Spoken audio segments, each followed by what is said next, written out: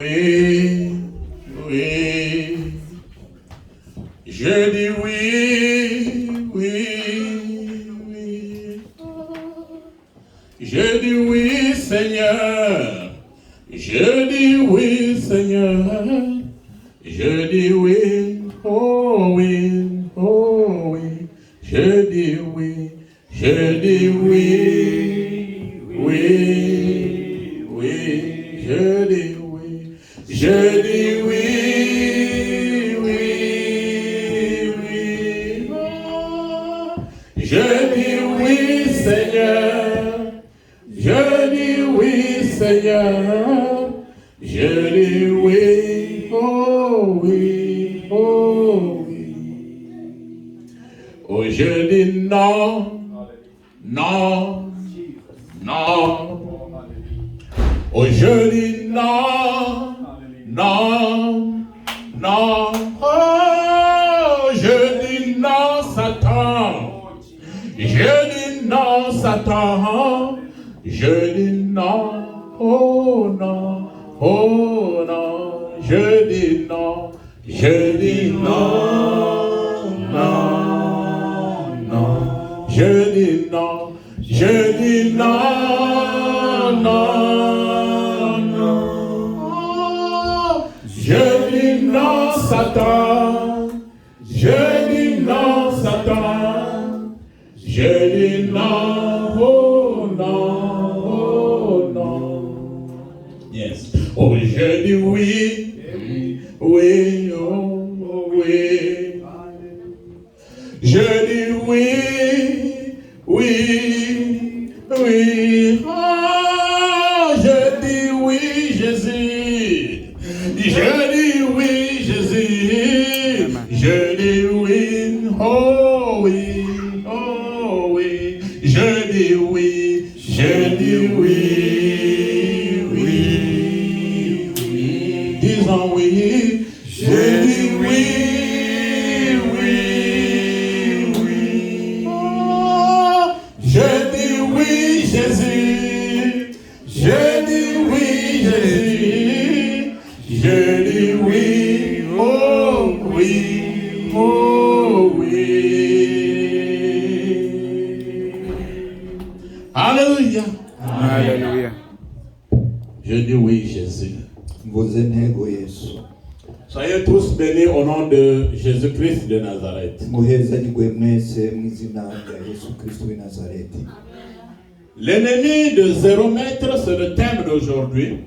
Umwansi wa bugufi hafi niwo mutwa w'inyigisho y'uno munsi. L'ennemi de 0 mètre. Umwansi wa bugufi cyane. Je te demande pas de regarder ton frère ou ta soeur qui est à côté de toi, c'est pas lui l'ennemi de 0 mètre. Sindakubwiye guhava uraba mwene so yicaye iruhande ryawe guhave wibaza ko ari we umwansi wa bugufi cyane mvuze. Yesu ashimwe. Amen. Maintenant, pour le respect de la parole, je vais vous demander de vous lever, qu'on puisse écouter tous la parole d'aujourd'hui. Rero yambasabe ko bw'icubahiro cy'Imana muhaguruke mwese kugira twumve ijambo ry'Imana. Michée, chapitre 7, Mika igice cy'indwi verset 5 à 8. kuva ku murongo wa 5 gushika ku 8. Michée, chapitre 7, verset 5 à 8. Mika igice cy'indwi kuva ku murongo wa 5 gushika ku murongo wa 8. Ndasoma mu izina rya Yesu. Ndasoma mu izina rya Yesu. Amen. Amen. Mwarimu yabasabye kuvuga amen nk'abari. Ntimukizigire umukunzi, ntimukishimire inshuti, ufate n'akanwa kawe imbere y'umugore wawe mufumbatirana. Kuko umuhungu akengera se, umukobwa agahagurukira nyina, umukazana agahagurukira inabukwe, kandi abanzi b'umuntu bakabaho mu rugo rwiwe. Ariko jeho nzohanga amaso uhoraho, nzokwitega Imana y'agakiza kanje. Imana yanjye izonyumva.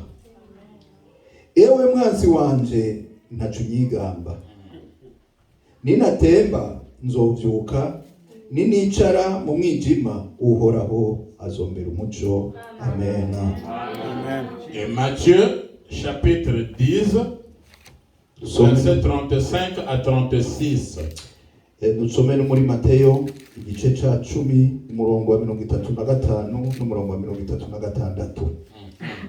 Matthieu 10, 35 à 36. Matayo 10 umurongo wa 35 n'umurongo wa 36. Ndasoma mu izina rya Yesu. Amen.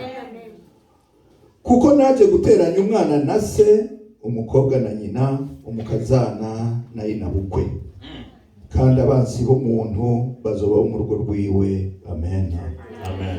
Est-ce qu'on peut acclamer fortement notre Seigneur? Turashobora guha amashyi menshi Imana yacu.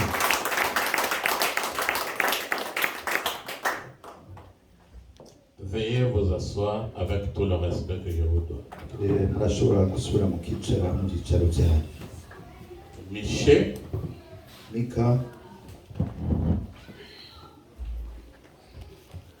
l'un de la petite ville de Moréchette, umwe mu kasagara gato kitwa Moresheti. Moréchette, c'est une petite ville qui se trouve à 30 km Moresheti nagasagara gatoyi, akadugudu gatoyi kari ku birometero 30 du sud-ouest de Jérusalem. mu bumanuko bushira ubuseruko bwa Yerusalemu. C'est là où Michée est né, Naho Mika yavukiye, dans une ville qu'on appelle Moréchette. ni akasagara gatoyi kitwa Moresheti. Michée veut dire aussi qui peut être comme Dieu, point d'interrogation. Son nom signifie ça. Qui Mika peut être semblable à Dieu, point d'interrogation. Mika kandi risigura ngo ninde ushobora gusa n'Imana. Ikibazo, ninde ushobora gusa n'Imana. Il écrit ce livre entre l'an 615, 612 et l'an 666. L'an 612 et l'an 666. Iki gitabo rero yacanditse hagati y'imyaka 612 n'imyaka 666 imbere ya Yesu Kristo. Quand nous prenons le chapitre 4 et le chapitre 5, Dufashe igice ca 4 n'igice ca 5, c'est Dieu qui accorde la délivrance aux enfants d'Israël ou au royaume de Juda. ni Imana itanga ugutabagwa ku bana ba Isirayeli canke ku bwami bw'Abayuda. Ou la restauration, c'est-à-dire qu'il devait restaurer les enfants d'Israël, leur mettre à leur place. Mu yandi majambo kwari gusubira guha igihugu cabo, intara yabo, abana ba Isirayeli. La première des choses, il dit qu'il faut faire attention avec ton ami. Icambere abagabisha kwama bagavye kubo bari kumwe n'incuti zabo. Est-ce que nous devons faire attention à tous les amis? Non. Il y a amis et amis. Les vrais amis et les faux amis. None dushobora kwama tugavye ku ncuti zacu zose? Oya, kuko hari incuti nziza hakaba n'incuti mbi. Mais comment reconnaître les vrais amis et les faux amis? Gute se twomenya incuti mbi n'incuti nziza?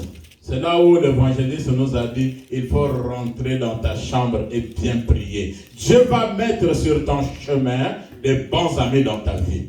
Niho umwarimu wacu yatubwiye ati twinjire mu cyumba twiherere dusenga Imana, Imana izoheza idushirire ku rugendo rwacu incuti nziza.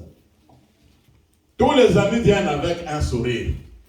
Incuti zose ziza zigutwengera, Mais tu ne peux pas comprendre si ce sourire est un bon sourire ou un sourire d'hypocrite. ariko biragoye kumenya ko ako gatwengo aragatwengo kukuri canke aragatwengo ko buryarya. Il dit encore que fais attention à celle qui dort sur ton sein. Arasubira akavuga ati ugabe kandi n'uwagupfumbatira. Je connais un homme qui dormait sur le sein de Jésus-Christ, on l'appelait Jean. La Bible dit que c'est le disciple que Jésus-Christ avait beaucoup aimé. nzi umuntu yaryama mu gikiriza cya Yesu yitwa Yohani, kandi ijambo ry'Imana itubwira ko ari uyo ntumwa Yesu yakunda cyane. Aux frères et aux sœurs qui sont mariés, je ne vous ai pas dit de faire attention maintenant avec vos maris, vos femmes. Ah, tu dors sur mon sein, donc tu es dangereux ou dangereuse. Je n'ai pas dit ça. Kuri bene data mwubatse mufise abagore mufise n'abagabo, nimuhave mumvuga ngo pasiteri yatubwiye ngo undyamako ngo niwe nkwiye kugaba, rero muco utangura kwikeka umugabo wawe cyane wikeka umugabo wawe cyane umugore wawe ngo pasiteri yababwiye ngo mugabe. Sivyo mvuze. Mais si on pouvait demander à quelqu'un qui s'appelle Samson, il vous dira que oui, je mettais ma tête sur le sein de ma femme, mais c'est elle qui m'avait trahi. Femme, gardez les secrets de vos maris. Ariko mubajije umuntu yitwa Samsoni yobabwira tego nari negetse ubusaya mu gikiriza cy'umugore wanje kandi niwe yampindutse. Rero bagore mubikiri banga abagabo banyu.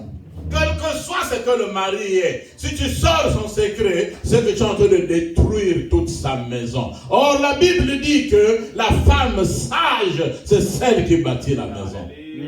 Uko umugabo ameze kose, iyo amabanga wamaze kuyasohora kuba kumeze nk'ugusambura. Kandi ijambo ry'Imana ritubwira ngo umugore w'ubwenge yubaka inzu yiwe.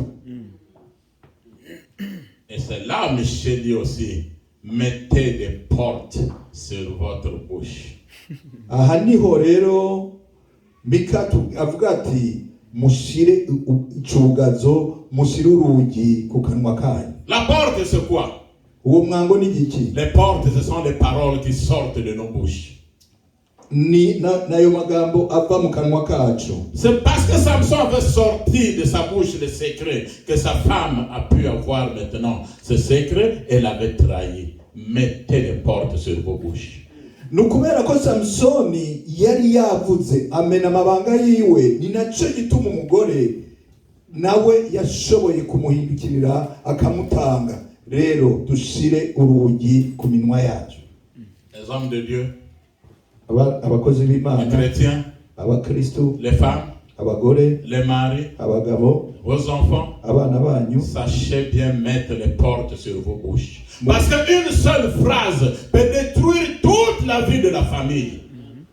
mumenye ukugene mushire urukingo, mushire inzugi ku minwa yanyu, kuko ijambo rimwe rishobora gusambura umuryango wose. Celui que tu vas dire le problème, est-ce que c'est lui qui est capable de résoudre tout ton problème? Mbega uwo uri kurabwira ibibazo niwe afise ubushobozi bwo inyishu yavyo. Or ton problème, il faut regarder Imana. Amen. Rero iyo ufise ikibazo tumbera Imana. Dieu soit chez moi. Amen.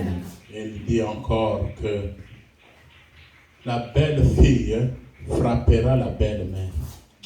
Arasubira kandi aravuga yuko umukazana azokubita inabukwe.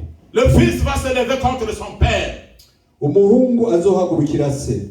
La fille va se lever contre sa mère. Umukobwa nawe agahagurukira nyina. Chacun aura pour ennemi les gens de sa maison. Umwe wese azogira umwansi mu bantu bo mu nzu yiwe. Et Jésus-Christ vient de répéter aussi. Na Yesu yaragarutse kandi yongera kubivuga. Il dit, je suis un sujet de division. Araza kuvuga ngo jewe sinje kuganje gutanya. Le fils fera la guerre à son père. Umuhungu azovyura intambara na se. Fils, vous qui êtes ici, je ne vous demande pas de faire la guerre à vos pères. C'est pas ce que j'ai dit. Bahungu bari ngasi ndababwiye ngo mugende kugira intambara na baso, sibyo navuze. Le problème, c'est que dans la famille, il y a de bonnes personnes et de mauvaises personnes. Ikibazo nuko mu muryango habamwo abantu babi hakaba n'abantu beza. L'ennemi de 0 mètre. Umwansi wa bugufi. Moïse avait pour ennemi son frère Aaron et Myriam. Mose abansi biwe yari mwene wabo Aroni na mushiki we Miriam. David avait pour ennemi ses frères. Dawidi nawe abansi be barabavukanye ibiri. Je peux même dire que même son père c'était son ennemi, Isaïe, pas Esaïe, Isaïe. Ndashobora kuvuga yuko na Isaya se wiwe yari umwanzi wiwe. Oui, pourquoi? Parce que David était le Benjamin le plus petit. Kubera yuko Dawidi yarari umuhererezi. Comment on peut prendre un plus petit pour aller garder les brebis et se battre avec les bêtes féroces pendant que les grandes personnes sont là? Gute wofata umuhererezi akaba ari wagenda kuragira mwishamba akagwana n'ibikoko kandi bakuru bahari. Quand on vient pour oindre les fils d'Isaïe, Isaïe sort des enfants qui avaient des muscles. Igihe bazanaho guhezagira mu rugo iwe yasohoye babandi bakuze b'abanyembaraga. Donc les plus grands. Ababandi banini cyane. Jusqu'à ce que Dieu a rappelé à Samuel, c'est pas fini. Il reste quelqu'un de plus important. C'est le plus petit. Il est dans la forêt. Gushikaho Imana ubwayo ariyo yibukiriza umukozi w'Imana ati haracariho umwe muto akiri mu ishyamba niwe nkeneye. Oh, c'est là où le père va se dire, ah oui, je me rappelle. Comment un père peut se rappeler d'un enfant? Comment tu peux pas connaître tous ces enfants? Niho ese yaciye avuga ati ego ndabyibutse bishoboka gute ko umuvyeyi yibagira umwana wiwe. Toi qui es comme David qui se trouve dans une forêt, la forêt couvre tout. Maintenant, au nom de Jésus-Christ, laisse que tu puisses sortir de cette forêt aujourd'hui. Wewe ukiri mu ishyamba nka Dawidi, ishyamba ritwikira byose, reka muri kano kanya uve usohoke mu ishyamba. Celui qu'on avait oublié, qu'on avait négligé, c'est celui-là que Dieu a accordé de l'importance. Que Dieu te donne de l'importance aujourd'hui. Au nom de Jésus-Christ de Nazareth. Wa undi yari yibagiwe, wa undi batibuka, niwe Imana yahaye agaciro. Nawe wakira agaciro no munsi. Esaü avait pour ennemi Jacob. Esau yari afise umwazi. Esau yari afise mwene wabo umwanzi nka mwene wabo ari mwene wabo Yakobo. Saül avait pour ennemi son fils Jonathan. Sauli nawe umwanzi we yari muhungu wiwe Yonatani. Quand Saül faisait le programme et le plan pour aller attraper David, Jonathan sortait pour aller avertir David, l'ennemi de 0 mètre. Sauli yacura umugambi wo kujya gufata Dawidi, muhungu we Yonatani nawe akaca yiruka kuvyongorera Dawidi. Adam et Ève avaient pour ennemi le serpent qui vivait ensemble avec eux. Il avait changé. Kandi na Adamu na Eva umwanzi yari yanzoka babana muri yangobyi. Joseph avait pour ennemi ses frères. Yosefu nawe yari afise nk'aba abanzi muri bene wabo. Sachez vivre dans la discrétion, bien-aimés dans le Seigneur. Mwige kubaho mugifise ibanga bakundwa muri Kristo.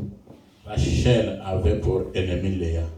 Raheli nawe Leya mwene wabo niwe yari umwanzi wiwe. Jésus-Christ avait pour ennemi le diable Satan. Yesu umwanzi wiwe yari umugwanizi Satani. David avait pour ennemi aussi son fils Absalom. Na Dawidi yari afise umwanzi wiwe Absalomu umuhungu wiwe. Chacun aura pour ennemi les gens de sa maison. Umwe wese azogira umwanzi mu bantu bo mu nzu yiwe. Vous êtes sûr que pendant que mon frère est sauvé, il y a des gens qui ne sont pas contents que tu sois sauvé. Murabizi ko uyu mwene data mukanya yakijijwe hariho abashavuye abatanezerewe nuko yakijijwe.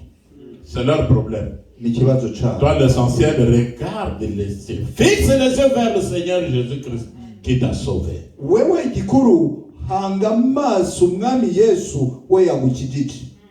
Notre Seigneur Jésus-Christ, c'est le nom le plus combattu dans le monde entier. Umwami wacu Yesu niryo zina rigwanywa gusumba yandi yose. Satan le combat.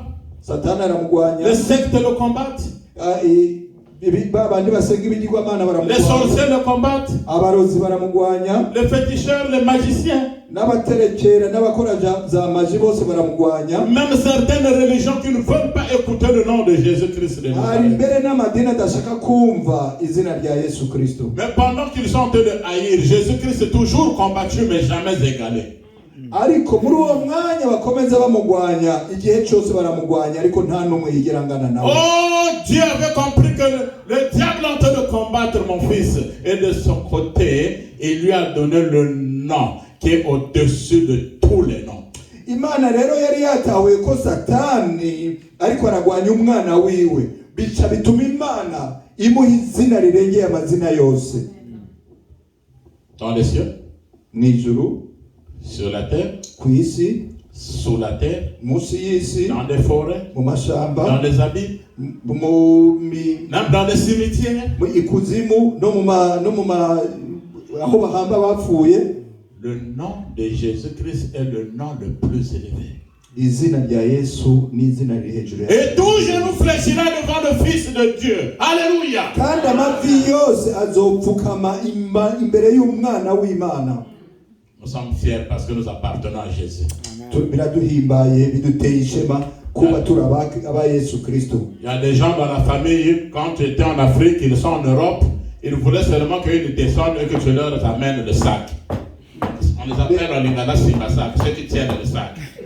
Hari abantu mu muryango igihe wari muri Afrika naho wari Buraya bashaka kuguma hariya ko kugira igihe bajeyo ubatwaze imizigo. Maintenant que tu es venu en Europe, ça devient ton ennemi. Il t'appelle plus, il peut même plus te causer. Lui aussi il est parti en Europe. Mon Dieu, qui lui a donné cette chance? On n'a pas besoin de la chance, c'est Jésus qui nous a donné la grâce. Rero ubu naho wageze i Buraya yigira kure ntashaka kukuvugisha, mbega nawe yaraje i Buraya, ninde yamuhaye uwo mugisha? Ariko ndakubwira si umugisha ahubwo ni Yesu atanga ubuntu. Jérémie chapitre 29 le verset 11. Yeremiya 29 igice cya 11. Jérémie 29 verset 11. Yeremiya igice cya 29 umurongo wa 11. La Bible déclare. Ijambo ry'Imana riravuga.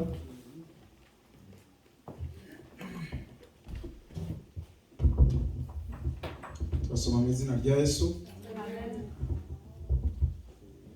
Erega nzi ibyo nibwira nzabagirira, amahoro si bibi, kugira ngo mbareme umutima w'ibyo muzabona hanyuma no kuwiteka avuga. Amen. Amen. Je connais les projets que j'ai faits pour vous. Nzi ibyo nifuza kubagirira. Projet de bonheur et non de malheur. Iby'umunezero atari iby'umubabaro. Pendant que Dieu est en train de préparer de bons projets pour toi, il y a l'ennemi de ta famille qui est en train de programmer de mauvais projets pour toi. Mu mwanya Imana iri kuragira imigambi myiza kuri wewe, hari uwo mu muryango nawe ariko arategura imigambi mibi kuri wewe. Ah, il a acheté une voiture, il doit faire un accident. Yaguze imodoka ategerezwa kugira accident. Cette année il ne va pas terminer l'année, il va mourir. Uyu mwaka ntushobora kurengana adapfuye. Tous les projets qu'ils font aujourd'hui, je les détruis au nom de Jésus. Amen. Imigambi yose bariko barakora uno munsi ndayisambuye mu izina rya Yesu. Pendant que je suis en train de te prêcher cette parole, que les chaînes commencent à tomber dans ta vie.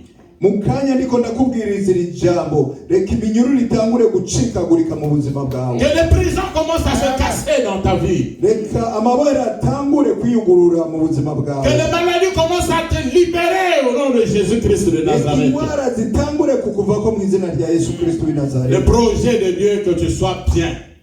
Umugambi w'Imana nuko ugira ubuzima en bonne santé, mu magara meza, la santé spirituelle, amagara yo mu mwuka, la santé physique n'amagara yo mu mubiri, et la santé matérielle, n'amagara yo mu mufuko.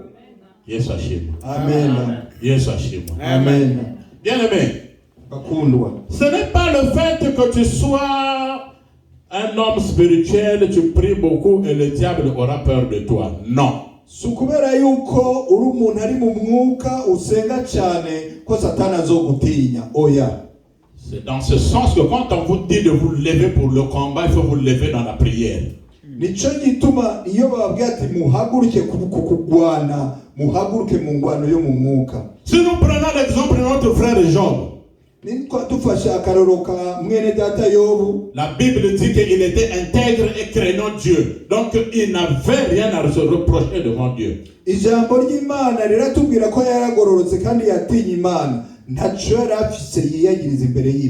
diable l'avait attaqué, oui ou non?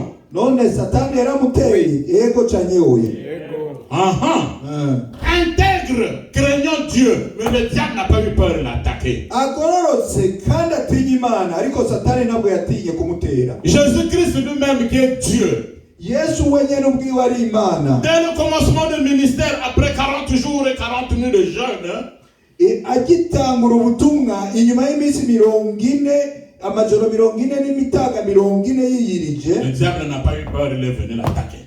Satani ntabwo yagize ubwoba, yaraje kumutera. Je vais vous donner un verset biblique. Shaka kubaho umurongo wa Bibiliya. Marc chapitre 16, le verset 17. Mariko igice cya 16 umurongo wa 17. Marc 16, verset 17. Mariko 16 umurongo wa 17. Marc 16, 17. Suivez bien. Mariko 16 17. La Bible nous dit, Ijambo ry'Imana tubwira, voici les miracles. raba ibitangaza. turasoma mu izina rya Yesu umurongo wa 17. Amen. Kandi ibimenyetso bizagumana n'abizera ngibi. Voici les miracles qui accompagneront ceux qui auront cru en mon nom. C'est ça? Yeah. Premier miracle. Bazirukana abadayimoni mu izina rya Oh! Yes, Hashim. Amen. Mais le premier miracle ne dit pas que vous aurez de l'argent. Vous allez chasser le démon à mon nom. Igitangaza cya mbere ntibavuga ngo muzoronka amafaranga, kivuga ngo muzokwirukana abadayimoni mu izina ryanje. Tu peux finir le verset? Komeza. Icya kabiri bazavuga indimi nshya. C'est fini. C'est fini. Donc le premier miracle, si vous voulez bien réussir dans votre vie, c'est chasser d'abord les démons dans ta vie. Parce que le démon vient faire obstacle, ne veut pas que ta destinée puisse arriver dans ta vie. Igitangaza cya mbere rero wahaye wewe wikorera nukwirukana abadayimoni mu buzima bwawe, kubera yuko nibo bazibira mu buzima bwawe kugira ngo byose byame bihagaze mu buzima bwawe. Yesu ashimwe. Amen.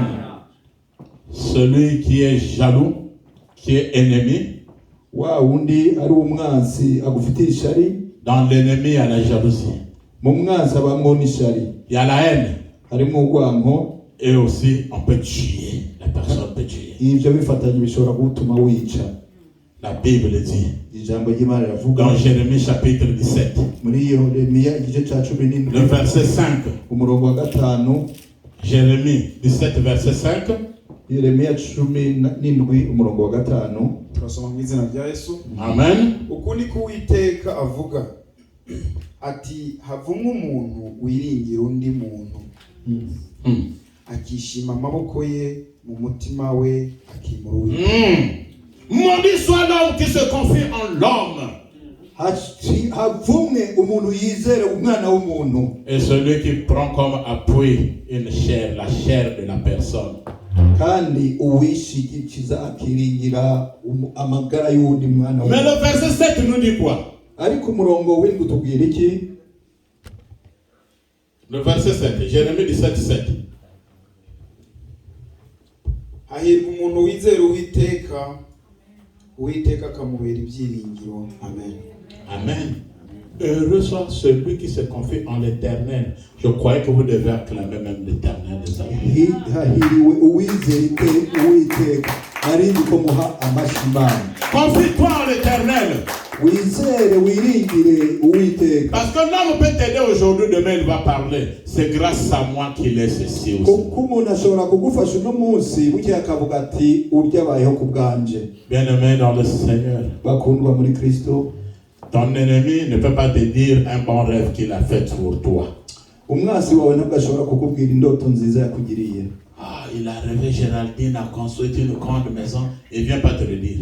Yarose Gerardine yubatse inzu nini, ntashobora kuza kumubwira. Ah, il a rêvé Evelyne a acheté 3 belles voitures. Ça va même l'énerver. Yarose Eveline akiri imodoka nziza zitatu.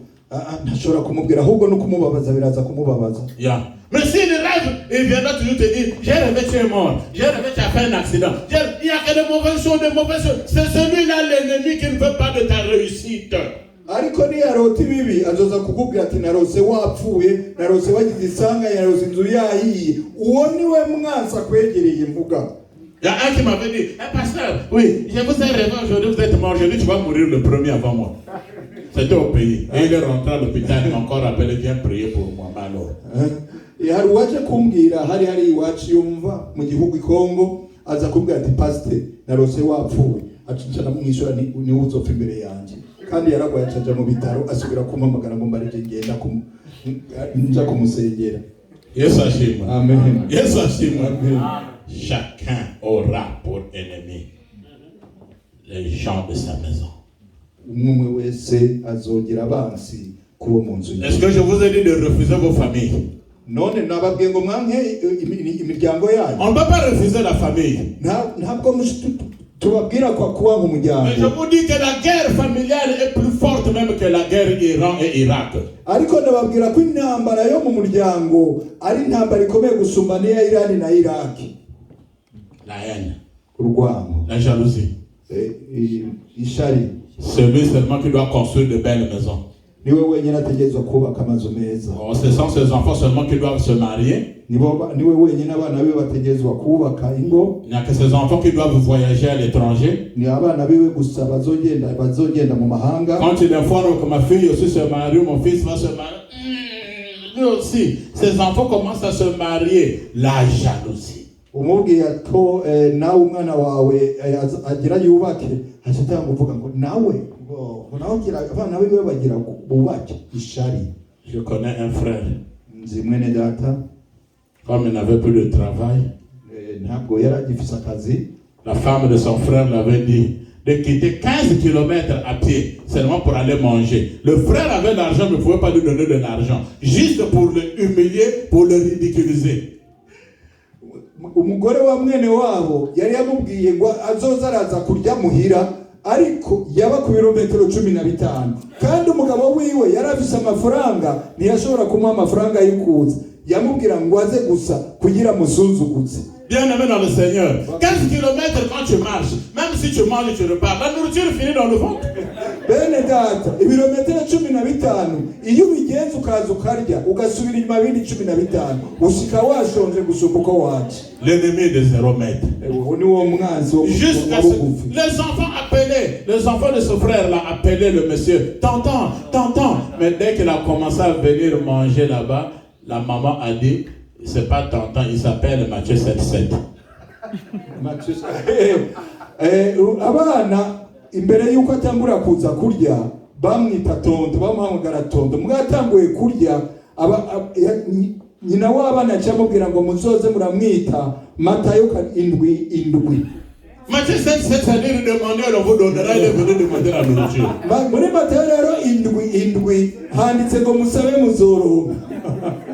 Donc quand le monsieur arrive, les enfants crient, maman, Matthieu 7:7 arrive. Oh mon Dieu. Wa mugabo rero ashitse abana baca bamagara nyina ati Matayo 7:7 igice cy'umurongo w'indwi arashitse. Aujourd'hui je vous parle. C'est Matthieu 7:7 se trouve aux États-Unis.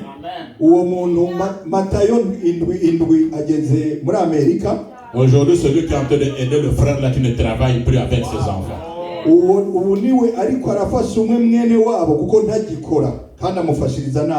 me dit, pasteur, on commence à m'appeler boss. Nous avons fait ici, on va nous de l'argent. Je dis, Dieu boss au nom de Jésus-Christ de Nazareth.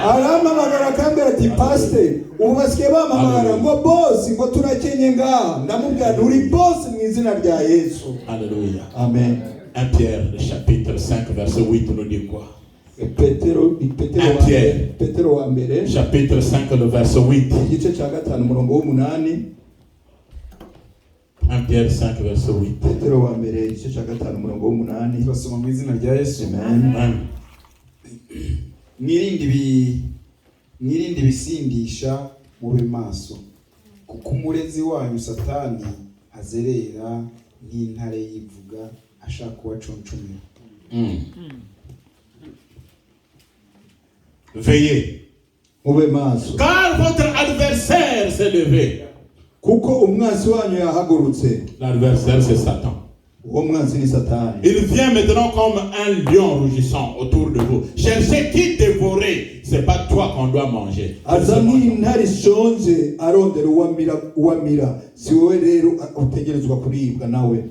Dieu soit chez moi. Amen. En français, on dit que les loups ne se mangent pas entre eux.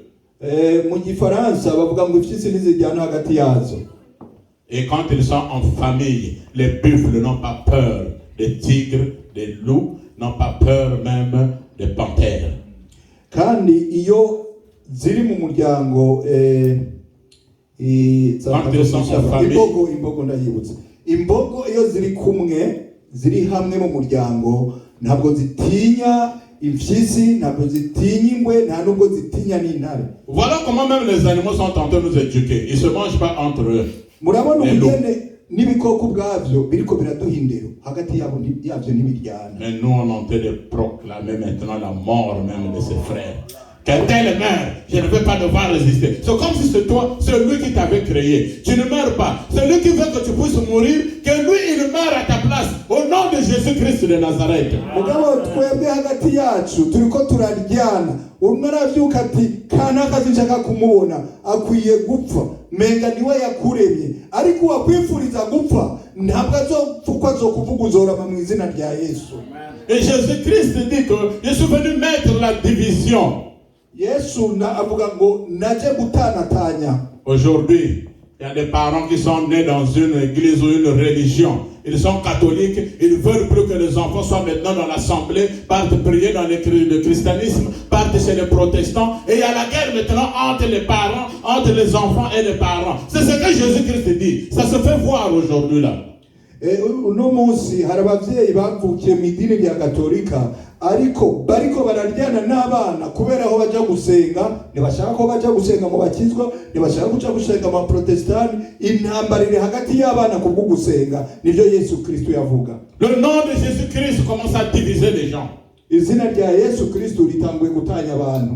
Je vous demande de beaucoup prier pour des frères qui quittent la religion musulmane, qui deviennent des chrétiens. Ils risquent même la mort à cause de Jésus-Christ de Nazareth. Ndabasaba gusengera cyane bene data bava mu idini ry'abayisilamu bakaza kuba abakristo kubera ko bobo n'urupfu barashobora no kubica barashobora kubica. Si on t'a négligé parce que tu as choisi ton camp, nibaba rero barakwanze kubera yuko wahisemwo, ne t'inquiète, Jésus-Christ a dit que celui qui perdra ma vie à cause de moi la retrouvera. Retrouve la vie dans le nom de Jésus-Christ de Nazareth.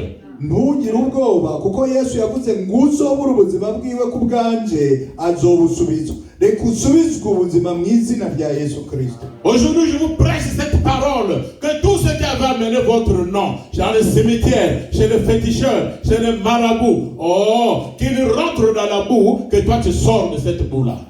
Uno munsi ndiko ndababwiriza iri jambo, reka babandi bari barafashe izina ryawe baritwara mu barozi, baritwara mu bapfumu, barishira mu vyondo, reka baba aribo basubira mu vyondo, we uve mu vyondo mu izina rya Yesu. Mon ennemi ne te réjouit pas parce que je suis tombé. Umwasi wanje ntanezerwe kuko naguye. Vous savez que même quand je suis en train de prêcher, ceux qui m'écoutent, ou ceux qui vont me voir par YouTube, ou ceux qui vont écouter, tout le monde ne peut pas être d'accord avec moi. Il y a ceux qui sont en train de souhaiter à ce que je puisse chuter dans le péché. Que le Dieu que je suis en train de prier me protège jusqu'à la fin de mon ministère. Rero mukanya ndiko ndavuga ubutumwa hari abariko barabubona ngaha, hariho n'abazobona kuri YouTube, ariko bose siko banezerewe. Hari abifuza ati yogwa mu cyaha, ariko Imana nzenga izondinda sinzogwa mu cyaha gushikaho nzomara icyo yantumye ku isi. C'est la Bible qui nous dit que si je suis tombé, je regarde vers le cieux, il n'y a que Dieu qui va me relever. Relève-toi, bien-aimé dans le Seigneur. Ijambo ry'Imana rivuga ngo naho norwa nzunamurira amaso ku Mana yanje kuko iyo Mana nizompagurutsa. Ndakubwira nawe uhaguruke mwene data. La Bible dit encore dans ce passage, que si je suis dans le noir, dans le ténèbre, que la lumière du monde passe, m'éclaire. Toi qui es dans le noir, reçois la lumière du monde qui est Jésus-Christ de Nazareth, afin que tu puisses briller dans toute ta vie.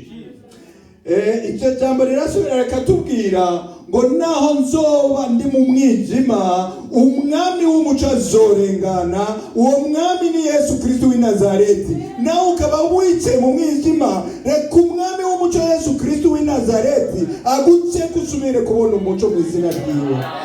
Sinon, toute ta vie, tu ne voyais que le noir. Laisse que la lumière du monde, que Jésus-Christ passe dans ta vie, afin que tout soit éclairé, que les gens se tournent de toi.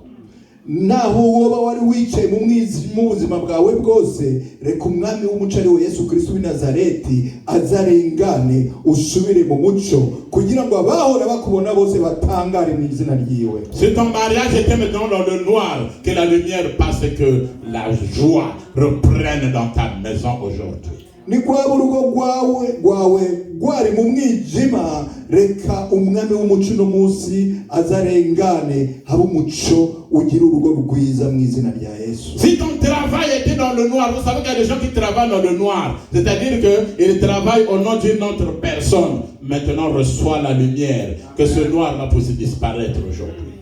Ni wabona akazi kawe kari mu mwijima, reka ndababwira hari abantu bakora muga bakorera ku mazina y'abandi, reka umuco urengane uno munsi wakira akazi kawe mu izina rya Yesu. Même si tu étais tombé quelque part, ne reste pas dans la boue. Lève-toi, lave-toi et que ton ennemi te remplace dans cette boue-là. Naho wari waraguye, reka uvyuke uhaguruke kandi woge wa mwansi wawe ari wasubira muri bya vyondo. Alléluia. Amen. Alléluia. Amen. Je proclame aujourd'hui que le Goliath de ta vie puisse tomber au nom de Jésus-Christ. Ndatangaje uno munsi ngo Goliath wo mu buzima bwawe agwe mu izina rya Yesu. Que les chaînes on t'avait attaché quel que soit l'endroit. Jésus-Christ qui rentre partout, va te délivrer maintenant. Et que je te déclare libre au nom de Jésus-Christ de Nazareth. Iminyururu bari barakubohesheje, Yesu Kristo yinjira hose atarinze kuguruza, yinjira bibohore. Ndagutangaje kuno munsi widegenja mu izina rya Yesu. Que le mur de Jéricho de ta vie puisse tomber aujourd'hui. Reka impome za Yeriko ziri mu buzima bwawe zose zisenyuke. Que la Babylone de ta vie puisse tomber maintenant. Reka Babuloni yo mu buzima bwawe igwe. Chacun aura pour ennemi les gens de sa famille. Si vous pouvez demander aux veuves et aux orphelins, ils connaissent ce que je suis en train de prêcher. Nous vivons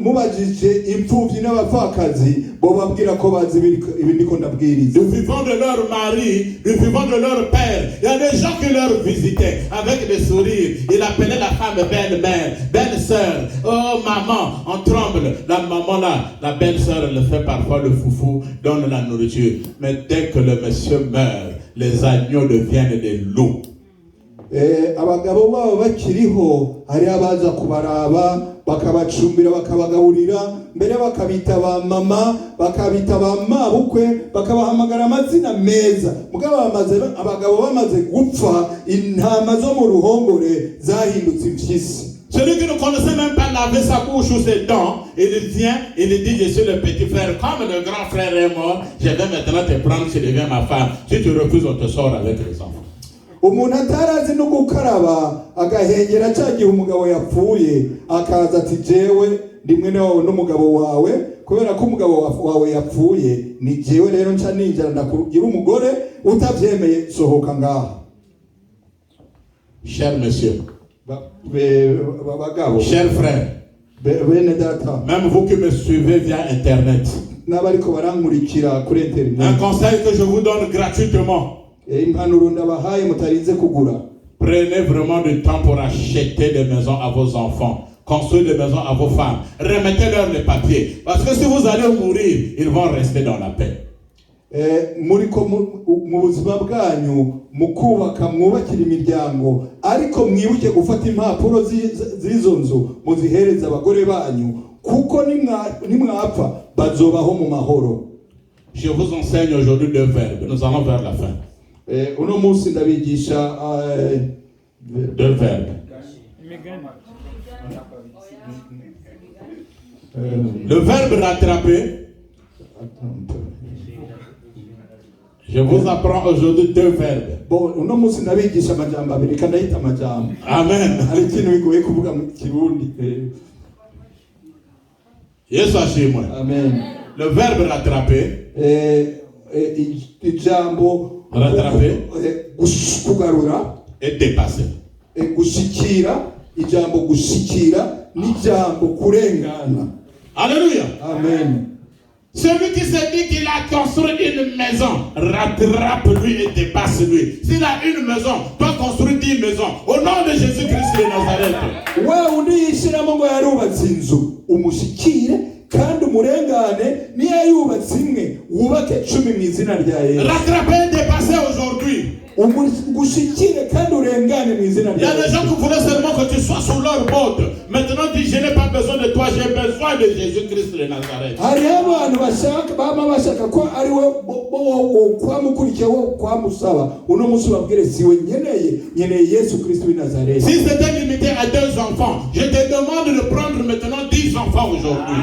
Ni waba wagaruwe ku bana babiri uno musi nakubwiye ngo wakire 10 mu izina rya Yesu. S'il a un bus qui fait le commerce, toi achète 50 bus au nom de Jésus-Christ de Nazareth. Niba bafise ibisi imwe itwara abantu wewe nawe uno musi uronke 50 mu izina rya Yesu. Si dans sa petite société il a 3 travailleurs ou 10 travailleurs, je te demande d'avoir 1000 travailleurs au nom de Jésus-Christ de Nazareth. Niba mwishira hamwe ryiwe afise abakozi 3 canye 4 wewe uronke n'abakozi 1000 mu izina rya Yesu. Celui qui crie amen fortement reçoit la bénédiction. Ubuzati amina cyane yakire mu izina rya Yesu. Yesu ashimwe. Yesu ashimwe. Nous allons faire à bientôt ce qu'on appelle la récupération. Mukanya tugira tusubire kugira kwakira ibyanyazwa.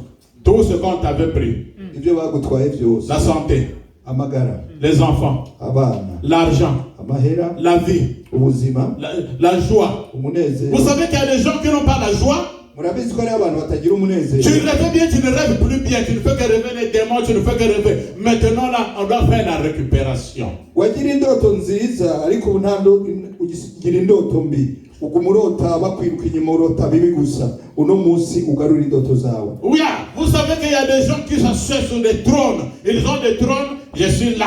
Tant que je suis là, ce monsieur ne va pas réussir. Il va déloger de ce trône avec le feu aujourd'hui.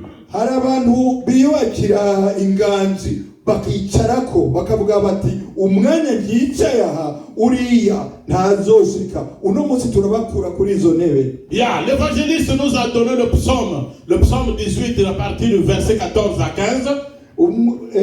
Mwarimu yaduhaye Zaburi 18 kuva umurongo wa 14 n'umurongo wa 15. La version française nous dit que l'Éternel notre Dieu tonna vers les cieux et sa voix avait sorti des charbons de feu.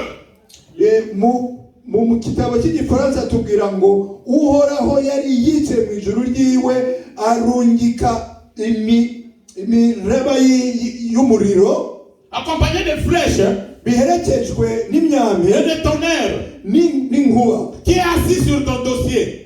Ninde yicaye ku idosiye? Qui est assis sur ta santé? Ninde yicaye ku magara yawe? Qui est assis sur ton argent? Ninde yicaye ku mahera yawe? Qui a limité ta vie pour te dire que tu vas mourir? Ninde yahagaritse yapimye ubuzima bwawe kubwira ngo muzopfa? On veut le feu de Dieu puisse le déloger avec son trône, qu'il reçoive le feu de Dieu aujourd'hui. Abo bose nukuza kubahagurutsa tukabirukana n'intebe bicayeko kugira ngo tubarungikire umuriro mu izina rya Yesu. Yesu ashimwe. Amen. Abakenyera rugamba. Abakenyera rugamba. Levez-vous, soyez prêts pour le combat aujourd'hui. Abakenyera rugamba ngo muhagurukire urugamba uno munsi. N'a pas croisé le Dieu que tu es en train de prier aujourd'hui. Uwakurondeye uno munsi arahura n'Imana uri kurasenga. Yesu ashimwe. Yesu ashimwe. Nous allons faire d'abord la récupération de tout ce que tu avais perdu dans ta vie. Uno munsi dutangura kugarura ibyo byose wari waratakaje mu buzima bwawe. Mets ta foi en marche. Ushira ukwizera, uhagurutse ukwizera kwawe. Sois sûr que tu vas recevoir cela. Wizere cyane ko ibyo uza kubyakira. Oh, notre Dieu avait envoyé le feu en Égypte. Imana yacu yararungitse umuriro muri Egiputa. La Bible dit que le feu avait consumé d'abord les hommes, Ijambo ry'Imana ritubwira ko umuriro wabanje ugaturira abagabo, le bétail, ugaturira ibitungwa, leur plantation. uraturira n'imirima. S'il y a quelqu'un qui s'est enrichi sur son dos, il va tout perdre aujourd'hui au nom de Jésus. Niba bari watunye ku mugongo wawe no munsi byose arabitakaza mu izina rya Yesu. Nous allons faire la récupération. Tugira tubigarure byose. Prie avec foi. Usenga no kwizera. Ne me regarde pas, me regarde l'Éternel. Ntundaba ahubwo uraba uhoraho. Récupère tout ce que tu avais perdu dans ta vie. Ugarure ibyo wari waratakaje mu buzima bwawe bwose. Élevons nos voix. Tuduza amajwi yawe. Élevons nos voix. Tuduza amajwi yawe. Priez bien aimé. Usenge. Que les chaînes tombent. Ibikozi. Récupérez ce que le diable avait pris. Ugarure ibyo Satani yatwaye. Prions le Seigneur. Prions le Seigneur. Senga Imana. Au nom de Jésus-Christ. Je récupère tout ce que le diable avait pris dans ma vie. Tout ce que le diable avait pris dans la vie de mon frère, de ma soeur. Prie-toi aussi. Prie à ton tour. Élevez les voix. Allons-y dans la prière. Montez dans la prière. Récupérez. Récupérez. Récupérez. Au nom de Jésus-Christ. Au nom de Jésus-Christ. Au nom de Jésus-Christ. Que les gens récupèrent leur joie. Que les gens récupèrent la paix. Que les gens récupèrent les enfants. Que les gens récupèrent le travail. Que les gens récupèrent le ministère. Au nom de Jésus. Que les gens récupèrent même la bonne réputation. Au nom de Jésus-Christ.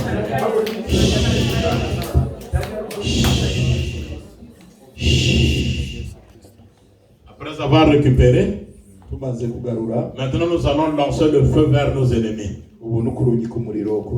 Celui que tu as suspecté dans ta vie, je vais compter jusqu'à 3. Quand je veux 1, 2 jusqu'à 3, nous allons lancer le feu 3 fois. Feu! Feu! Et feu! Soyez sûrs qu'il y aura le feu de côté de nos ennemis. Ndaharura gushika kuri gatatu, ngeze kuri gatatu turungika umuriro gatatu, kandi bikore mu kwizera umenye ko umuriro uza gusanga abanzi bawe. Amen. Celui qui avait pris la paix, uwagutwaye amahoro, qui t'a enlevé la joie, uwagutwaye umunezero, qui t'a fait souffrir beaucoup des années, uwakubabaje imyaka myinshi, qu'il reçoive le feu de Dieu.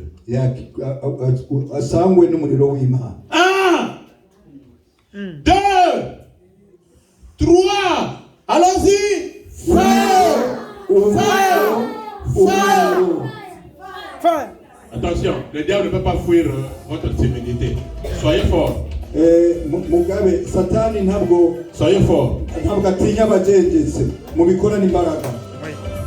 Celui qui avait récupéré ton argent, uwari yaranyaza amafaranga yawe, qui avait bloqué ton élévation, uwari yarahagaritse ukuduzwa kwawe, qui a mis le désordre dans tes enfants, les enfants deviennent têtus, uwashitse akavuyo mu bana bawe, abana bawe basigaye batumva, qui a mis le désordre dans ton foyer,